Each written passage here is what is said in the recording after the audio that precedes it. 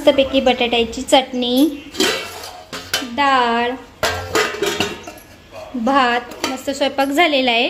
आणि इकडे अजून आपला शिरा होतोय गोडमध्ये नैवेद्यासाठी। तर चला आता मी नैवेद्य भरते। तर तुमचे पुन्हा एकदा माझी सय्या यूट्यूब चॅनलमध्ये स्वागत आहे।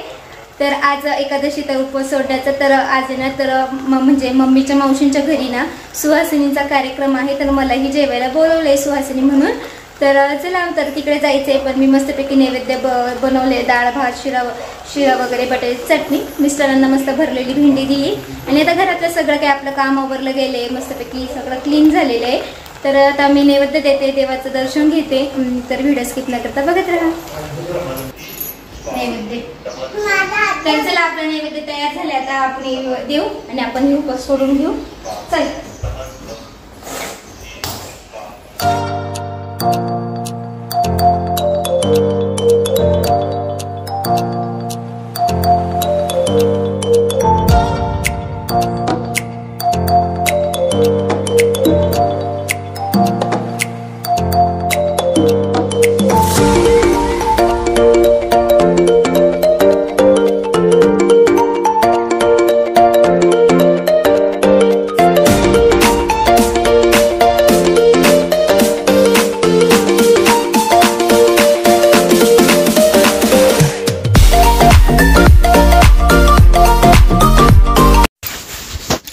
तर चला मी मम्मीकडे गेले होते आणि लगेच आम्ही इकडे ना मावशींच्या घरी आले। सौरभ भाऊ सोडवायला आला होता।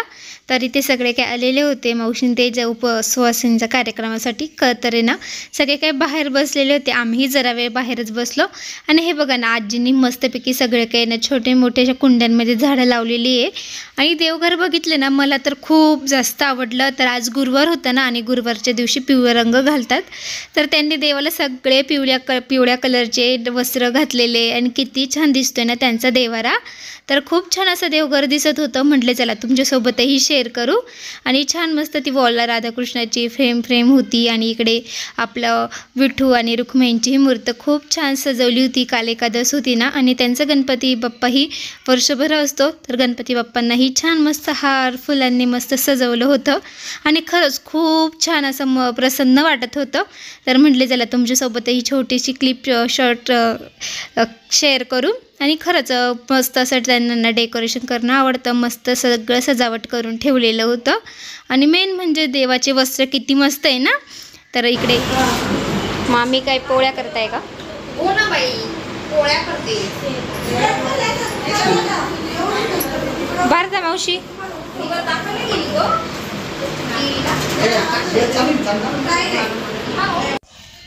तर गरम पुरणपोळ्या चालू होत्या आणि आजीनं निवेद्य द्यायला गेले होते। कारण आपल्या घरी सुहासिनीचा कार्यक्रम असला की आपल्या गावामध्ये जेवढे देव असतात ना सगळीकडे आपल्या कुलदेवतेला निवेद्य देण्यासाठी जावं लागतं। तर इथेच ते गेलेले होत्या। तर त्या लोंढे गल्लीमध्येच राहतात आणि इकडे बाहेर आहे ना तोपर्यंत स्वयंपाक होत होता। तर हे काही म्हणजे असं विकायला आलेलं होतं। याचं आपण ना असं चमचे ठेवण्यासाठी बनवू शकतो, चपातीही ठेवण्यासाठी बनवू शकतो, फळं ठेवण्यासाठीही बनवू शकतो, अनेक प्रकार बनायचे।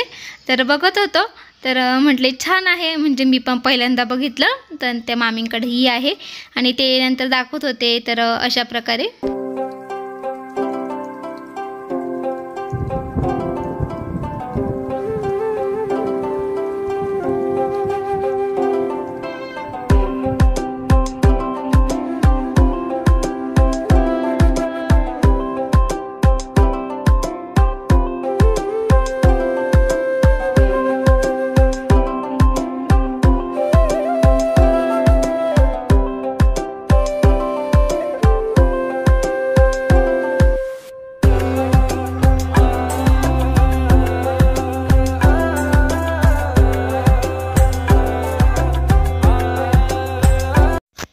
तर आता स्वयंपाक झाला आणि ज्या नवसुहासिनी बोलवल्या होत्या ना त्याही आलेल्या होत्या। आता तर सगळ्यांना ताट ठेवत होत्या। तर मस्त खीर, मेथीची भाजी, डाळ भात, कुरडई, भजे, पापड, सार भात असं काही सगळं जेवण होतं।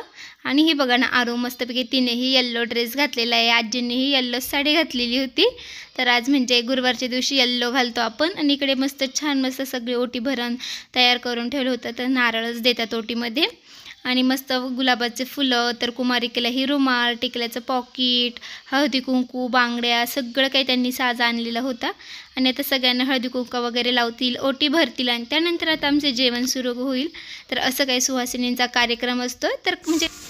तर हा महिना असतो ना, ह्यामध्ये ना ज्यांना सुहासिनी जेव घालावं लागतात ना, तर ह्या महिन्यामध्ये सगळे काही ना जेव घालतात. तर आता माझ्याही घरी असेल, पण म्हणजे पुढच्या मंगळवारी किंवा त्याच्या पुढच्या मंगळवारी असं आहे, कारण मम्मीलाही घालायचं आहे सुहासिनी. प्रत्येकाच्या घरी ना सुहासिनींचा ह्या महिन्यामध्ये कार्यक्रम असतो. तर हा महिना आहे ना देवींचा असतो, त्यामुळे सगळे काही घालतात.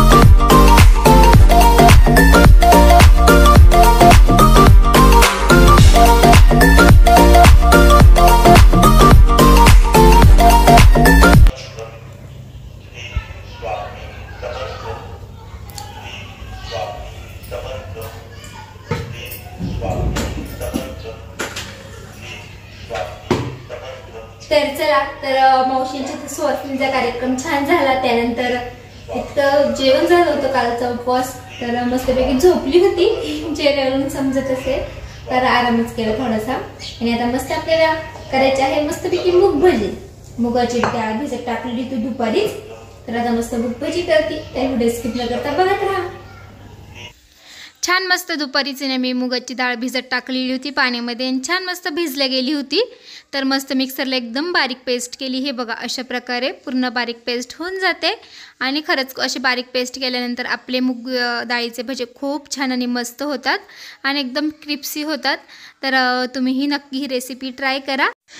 तर एकदम सोपी आणि एकदम साधी आपले मूग डाळीच्या भजीची रेसिपी. तर बारीक अशी मी ना हिरवी मिरची आपली ना मस्त कापून घेतलेली आहे, आणि मस्तपैकी ना आपले लसूणही ठेचून घेतलेलं आहे. आणि खरंच छान मस्त असे आमचे भजी खूप मस्त झालेले होते. तुम्ही ही रेसिपी ट्राय करा. आणि आपल्या चवेपुरतं मीठ, थोडंसं ओवा, आणि यामध्ये मी सोडा वगैरे काहीच वापरले नाही, कारण सोडा टाकल्याने खूप म्हणजे तेल ओढलं जाईल, त्यामुळे सोडा वगैरे काहीच टाकले नाही. तर एकदम छान मस्त तुम्हाला व्हिडिओमध्ये बघायलाच भेटेल कसे झाले होते, आणि खरंच टेस्टी. तर म्हणजे असं पावसाच्या वातावरणामध्ये भजे वगैरे, आणि म्हणजे तुम्ही बऱ्याच त्यांच्या कमेंट असतात भरपूर तळलेले पदार्थ खातो. खरंच म्हणजे भरपूर तळलेले पदार्थ होतात. आणि यामध्ये आता ह्या बॅटरमध्ये आपल्याला काही पाणी वगैरे टाकण्याची काहीच गरज नाही आहे.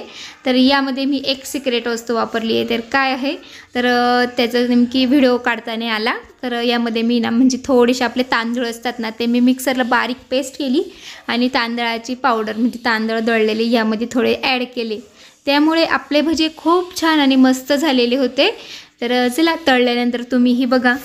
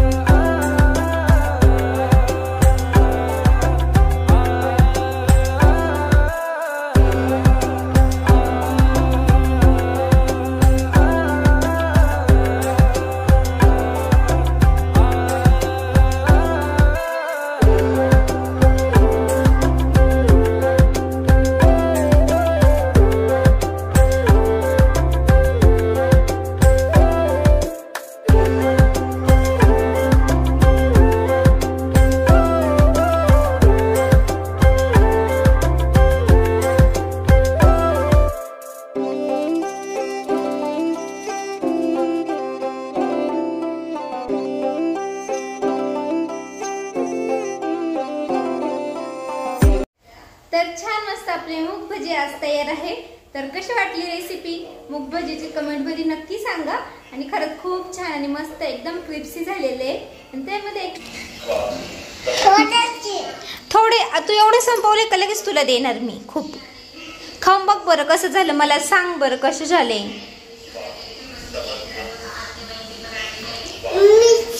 मिरची मी मिरची काढते. कसं झालं साई? छान झालं खरंच ना. मस्त क्रिस्पी झालं का? क्रिस्पी म्हणजे मिरची काढून देऊन तू खाशील. ओके. प्लेट आता पूर्णपणे खाली झालेली आहे. आणि पुन्हा आता गरम गरम भजी, मूग डाळ भजी खूप छान झालेले, मस्त झालेले.